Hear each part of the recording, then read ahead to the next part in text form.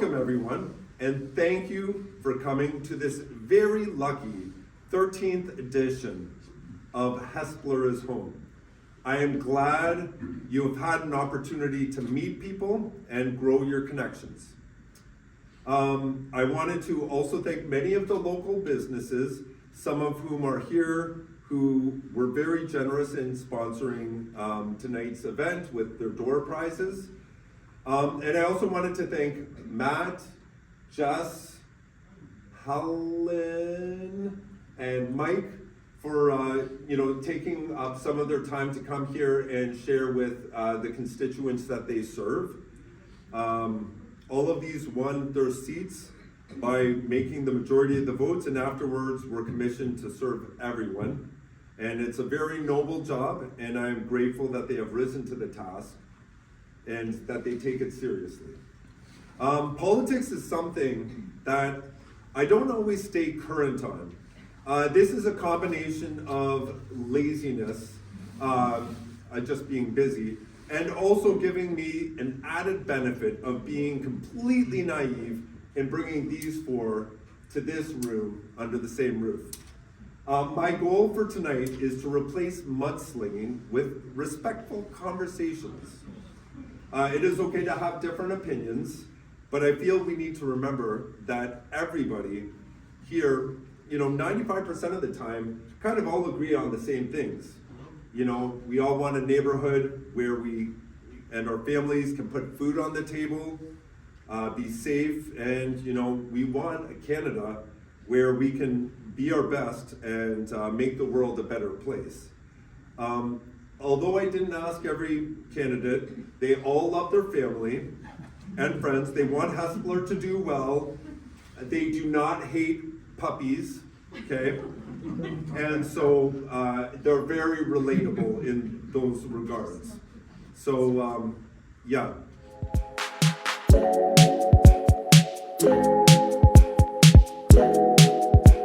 Okay, so now, without further ado, I'm going to welcome our newest city councillor, at least when it comes to Hespeler, Helen Shwery. And she, something I really love and appreciate is, I heard just now that you're a forensic accountant. Is that true? Audit. Oh, my wife is taking that at CPA and all of that, and she has no clue, so maybe I'll connect you to her. But obviously take care of Hespeler first, and then, me and my selfish request second. So, okay, so she's gonna just take the floor and share. Anyways, so Helen Shwery, Ward 1 City Councillor. Happy New Year to everybody. We had a great winter so far. The roads have been shoveled and sanded, right? Salted? No. Not to my standard. So I just want to tell you about a motion I'm bringing to council, and it's to look for some of our surpluses so we can buy maybe more plows and a couple salters, because currently the city does not salt residential streets. And that's dangerous. And not all city sidewalks. So hopefully my motion will change that. I want to keep it short and sweet, and that's all I was going to say. Yeah. All right. Yeah, that's good. Short and sweet works too. All right. Thank you very much, Helen. And so raise your hand if you live in Ward 1. Okay. And Helen, you're taking a look around? Oh, yeah. Is everyone here from Ward 2? No. Okay. All right. Ward 1? Ward 1? Raise your hand. Nice and high. Wave it a little bit. 2 people. Ward 2. Yeah, you guys are Ward 2. Ward 2. Ward 2. That's right. That's why when you said that. So the other side of the river. I'm Ward 1. Ward 2? 2 people. Okay. Well, now you know who your constituents are. Yay. And you have to bring more businesses from the other side of the river if this is just a Ward 2 fest. Okay. No, just business owners. So. Okay.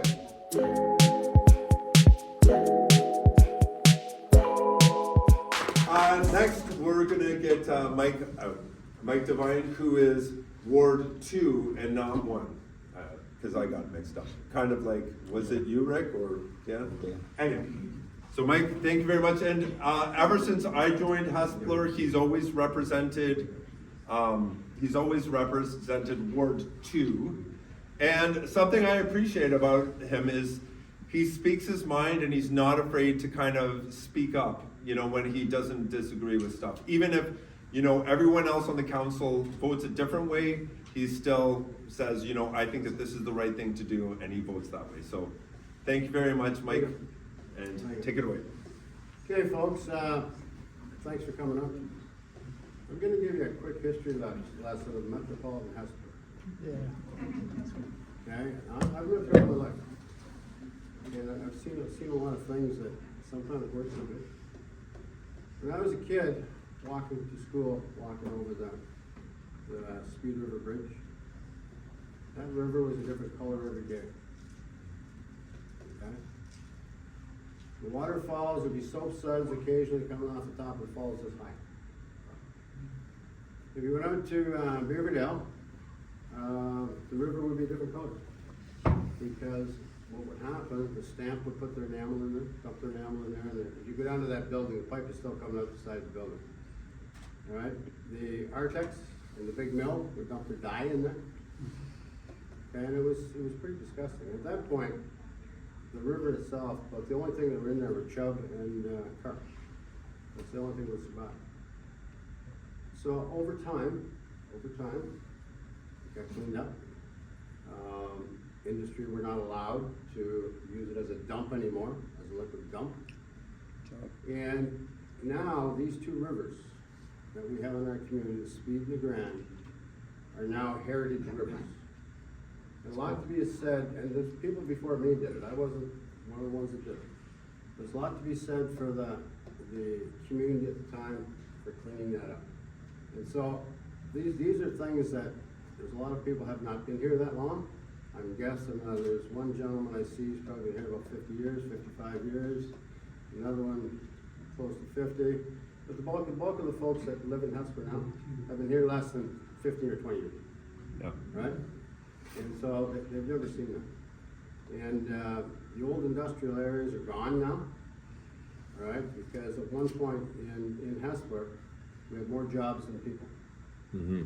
Right? The big mill, at one point, the woolen mill, it employed over 1,000 people. And there's something that a lot of people don't know. If you look at the old mill, Old Dominion Woolens, that building was a third longer than it is today. Mm-hmm. Because there was a fire. There was a fire. And they lost a third of the building. So that's the local history. Mm-hmm. So if anybody has any questions or want to ask me later, feel free. Awesome. Thanks. Okay,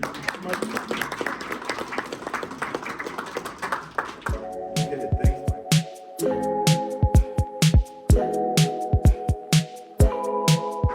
Okay, and so the next person coming up is going to be Jess Dixon. I had the pleasure of picking up trash, just before, she ended up winning her seat. She was running during the election. And we arrived in Baldwin Park at the exact same time for the community cleanup on Good Friday. And we were like, we came by ourselves, so we were like, you want to do it together? And so I ended up spending 2 or 3 hours with her, and it was just really good just to kind of get to know her, get to know her past in the court systems and all of that. And I'm really happy to see, I'm happy that you won, and I really appreciate what you've been doing on social media, so that way we don't have to guess what you're doing on Queen's Park. So thank you very much. So come on up. Thank you very much, Tony. I do heartily endorse, if you want to get to know somebody, definitely go out on sort of a somewhat chilly day and pick up trash down embankments with them. It's a really fun building experience. You get to know people. People pay all this money to go to these like corporate retreats. No, just go pick up garbage. Pick up trash. You'll figure out all sorts of things. I'm Jess Dixon. I'm the NPP for Kitchener South Hespeler. In all of my door knocking in Hespeler, I always will run into several people that when I say like I'm the candidate for Kitchener South Hespeler, Kitchener. I don't even know what Kitchener's in the riding, so I love Hespeler. I will say we were responsible for bringing the constituency office from Kitchener to Hespeler. So my constituent office is a little bit stealth. It's 260 Holiday and Drive. It's kind of behind there, but we are there. I'll begin by shouting out my constituency office. So Benita is over here. Benita is my assistant and office manager. I have a really, really good team of caseworkers. When I was hiring people for the job, my sort of one criteria was I didn't want anybody that was going to have a not my problem attitude, because if you call an MPP's office, you usually have a problem. And meeting somebody that's dismissive of your problem, or is just like, well, that's not what we do. So like, you're gonna have to call somebody else, is not what I wanted. So we can help with all sorts of things that are under provincial jurisdiction, you know, OHAP, OSIP, Ontario Immigrant Nominee Program, all sorts of things. But even if you aren't sure what jurisdiction your problem is under, give us a call. We will figure out where it goes for you, and we'll do a warm handoff to the person that is responsible, because I've got really, really good people working for me. We brought along some bags, the blue ones there, so you can take those with you. And the admit they are card in them. The pin card is there, so it's got that. Okay, yeah. And if not, Benita's got a bunch of cards, so you can grab one from her. But yeah, it's been busy. I've been elected since June of 2022, so I went to the early election. I mean, there's any number of things I'm sure that people in the room are interested in. I do try to stay fairly active on social media. I do my own, which is a little bit unusual, but it's to try to keep people, you know, sort of up to date with what I'm doing and what I'm working on. At Queen's Park, I'm on one of the roles that we have as politicians, you know, Matt does it too, is we're on various committees. So I'm on our social policy committee, but one of my favorite committees that I'm on is our public accounts committee. So every time you hear about like an auditor general report, like an explosive auditor general report, you know, two of the biggest ones have been Greenbelt, skills development fund, that type of thing. I ultimately get to be one of the people that picks what auditor general reports we review. That I'm part of a small, like non-sort of partisan group of MPPs across parties, and we get to call in the ministry and also hear from the auditor general, and we get to write the ultimate report that goes back to the ministry, basically telling the ministry what we think they need to do. So I've been on that committee for a few years. I'm the lead of that committee now, which is a really exciting job. I felt it was very complimentary because somebody who knows me fairly well in government, you know, because in government sometimes you don't want difficult people, and he said when he found out they'd made me the lead, he was like, no offense, Jess, but that was a really dumb decision, whoever did that, which I took as a real compliment, because what he meant is that I would ask difficult questions, and I do. So yeah, it's been an absolute, you know, joy and an honor getting to do this job, but not many people get to do it, and you know, it was people in Kitchener-South Hespeler that voted and let me go do it. And I'll just say one more thing, because I'm very excited by it. I got the chance, it's not that often when generally speaking, you become a politician because you're really frustrated about something. Like, you shouldn't become a politician because you want to be a politician. Like, that's generally, to me, like, if you just really want to be a politician, you should probably be disqualified. Mm-hmm. But the main thing that motivates people is something in their life or their work or whatever that drives them nuts. And for me, I was a Crown attorney for 10 years. And so what drove me nuts was the crime system, the fact that, you know, court reform and consequences aren't that great, but also I would spend time in courts every single day where I was, you know, you get to understand when you meet people that are, you know, committed criminal offenses and so on, that it's not a black or white thing. It's very much a shades of gray kind of thing. And I kept meeting people thinking, man, we are spending all this time and money, and if I could have met you 5-10 years ago and, you know, maybe supported you a little bit more as a kid, or like helped your mom, none of us would have to be here, and you might be an engineer or an electrician or something by now. And I felt that no government was doing a really good job of understanding that when it comes to crime, you know, it's not tough on crime, it's not soft on crime, it's smart on crime, which is what are the decisions you can make that reduces it overall. And so that was kind of my passion, and I recently, on December 9th, got to publish a 877-page report that I wrote myself, which is the first time that that's ever happened, kind of. Most MPPs don't get the chance to be that crazy. It was mostly about gender-based violence, but it's also sort of a violence prevention strategy, court reform strategy in general. And honestly, that was, you know, I'm going to keep working on it, but that was a huge achievement, and it meant so much to me because it was the people of Kitchener-South Hespeler that voted for me that gave me the chance to go and do something that might have a really, really huge impact on what could be hundreds of thousands of people down the road. Yeah. So I am so very grateful. I'm very grateful to everybody that came out in this room, because everyone wants to criticize politics from their, their armchair. Not everybody wants to actually come out to an event and actually talk to their politicians. They just want to complain about them on Facebook. So all of you here showing Yes. great political engagement, give yourself a round of applause. And thank you so much. Thanks, Jess, I appreciate it.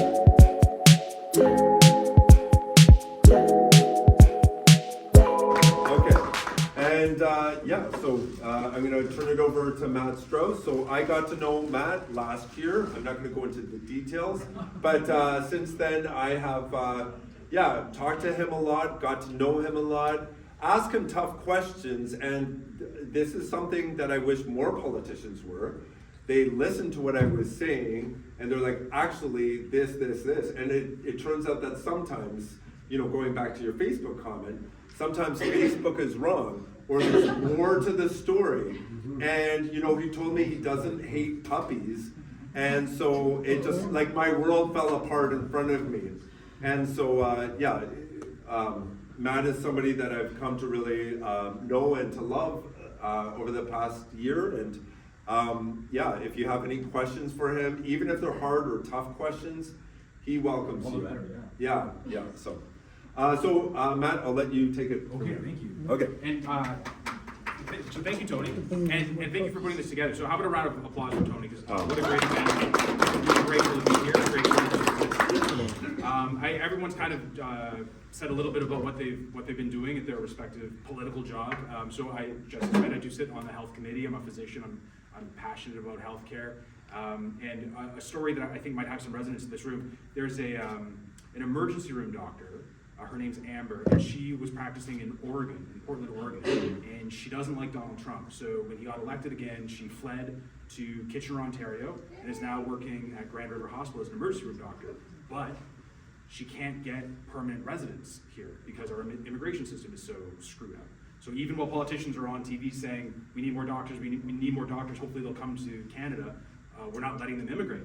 So she emailed me on a Monday, I think it was in October, and I replied on Tuesday and said, it just so happens at the health committee, we're studying immigration and healthcare policy. This sounds crazy, but could you come to Ottawa on Thursday to testify before Parliament? And she said, that is crazy, and yes. So we flew her out to Ottawa, and she gave just phenomenal testimony, just saying, like, look, this doesn't make sense. Like, you're asking us to come, you're not letting us come. And a couple of weeks later, the government announced they're going to make 3,000 special immigration spots for doctors who have a license who are practicing.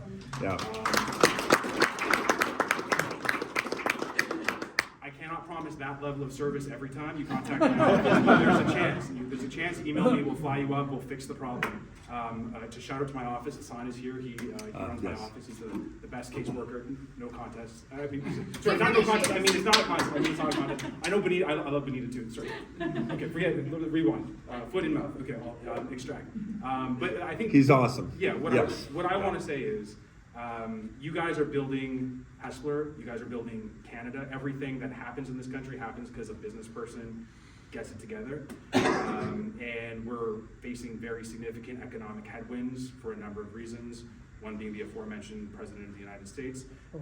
And when Jess was talking about the why somebody goes into politics, I just was going through life at the hospital and at the university and in public health going, this doesn't make sense, someone should fix it. This doesn't make sense, someone should fix it. So I'm very attuned to when somebody emails and says, hey, this doesn't make sense, and it doesn't have to be in healthcare, it can be in what you guys are experts in.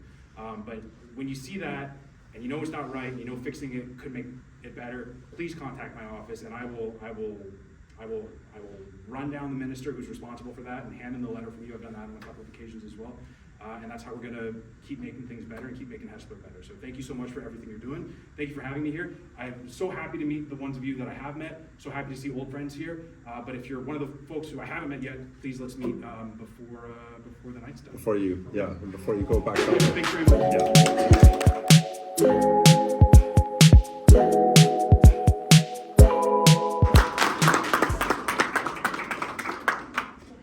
Okay, well, thank you very much, Matt. I appreciate that. I think that's, I still have one more to give away. And this is for the kahuna, but I'm going to just say my speech first. So I'm not even going to tell you what the kahuna is.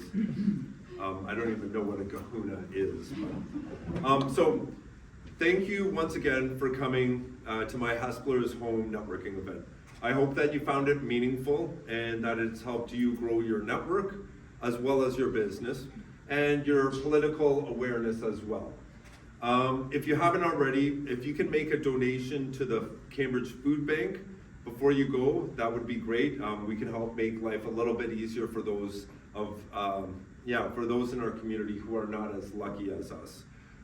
There's a QR code that you can scan as well for money. So for those who know, for those who don't know me well, my connection to Hespeler began during, I think it's Winterfest, right? Like during the New Year's and Christmas, right? It happened in Winterfest of 2016 when I went, well actually no, it starts way before that. When my Opa got off of the boat, he ended up landing here in Hespeler. I've got a picture of him, in front of the post office where the Fashion Museum was. And he lived here, worked at one of those at Artex, and he moved 10 days after my mom was born. So my mom, unbeknownst to me until my Opa's funeral, was actually a Hespeler resident, and that's how she started. So it was a very surprising coming back to home, if you will. Although I'm still working on moving, but anyhow. But in the Winterfest of 2016, that's when I went to the Hespeler Arena for the public skate prior to going to my friend's, Angela Hill's, house, to celebrate New Year's Eve. And that's been my tradition ever since, minus this past year where I had to go to the Preston Arena, which is also nice, don't get me wrong, I'm not complaining. But it just didn't feel the same, I went anyhow, but And then since then, I ended up joining Neighbours of Hespeler Village, so my magazine's over there, and I started that in 2019, and just kind of got to know and fell in love with Hespeler because I think there's a quote that says there's no other place in the world like Hespeler, or like there's no other Hespeler in the world, because that is in fact, legitimately true.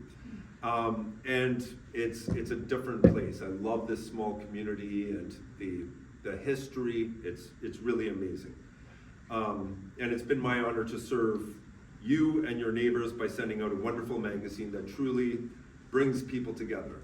And I'm very proud of it, and I'm happy for all of the feedback that I've gotten over the years. A few years ago, I started the Hespeler is Home business networking, and this was in partnership with, I don't see Ala, with Homewood Suites, who, told me, yeah, that sounds like a cool idea, and they're like, you can use the room if you want, and we can provide treats, and so, I've been working with them and just loving them, and they've been amazing. Ala, thank you. And then in June I started, videoing local businesses for my Hespeler is Home business or YouTube channel. And it's just been kind of great. So if you guys have a business here in town, I would be interested in interviewing you and just kind of sharing the love online so people can know more and more about you. Makes sense? Thumbs up? Good. Yep. All right. So I'm continuing to do these Hespeler's Home activities as I feel that this is what is going to bless Hespeler in addition to my magazine. But it is only the magazine that pays the bills, and what I mean by that is the sponsors, such as, so if you're a sponsor of my magazine, can you wave up, raise your hand? So there's a bunch of people around the room. Thank you. If you guys get the magazine, you can say thank you to those 5 people that raised their hand. Ryan, Vicky, Holly, Chris, and Eric over there. You're welcome.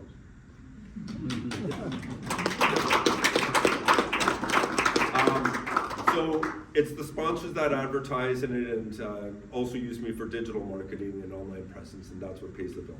So if you're saying to yourself, wow, Tony, you're doing a really good job at bringing Hespeler together, I wonder what I can do to help you out, The answer would be to book me for a quick meeting, and perhaps we can figure something out that works for you. It's kind of like sponsoring a kid's soccer team, except you're doing it for a white 48-year-old with 4 kids. Or whatever. Anyhow, thank you for your time today. Thank you, Matt, Jess, Helen, Mike, for your time as well, and for sharing what's happening in your worlds. Feel free to keep eating, keep talking and networking. And if someone with muscles could help me move some chairs later on tonight, that would be great. So thank you. Also, on your way out, there's a little bowl that I want you to take this and just throw it in there, and then we might reuse it for the next time I run this and all that. So now, I said there was a big kahuna, right? Okay. So this is an overnight stay in the jacuzzi suite here. So it's kind of like going on vacation, Cheryl, Lorelei, but you're doing it in your backyard. So that way you can say, I don't want to deal with the mess or the dishes, and I like having a jacuzzi in my room. So in case I don't know if you have a jacuzzi in your room, but the one here does. So the person who is going to be very lucky and, really impress their spouse when they go home tonight, if they're married. Oh, yes, he is. And she's not here to recognize it, but Eric. Nice. Congratulations. Awesome. Okay, so that's it. Thank you very much. Thank you. Thank you. And have a wonderful day. Thank you.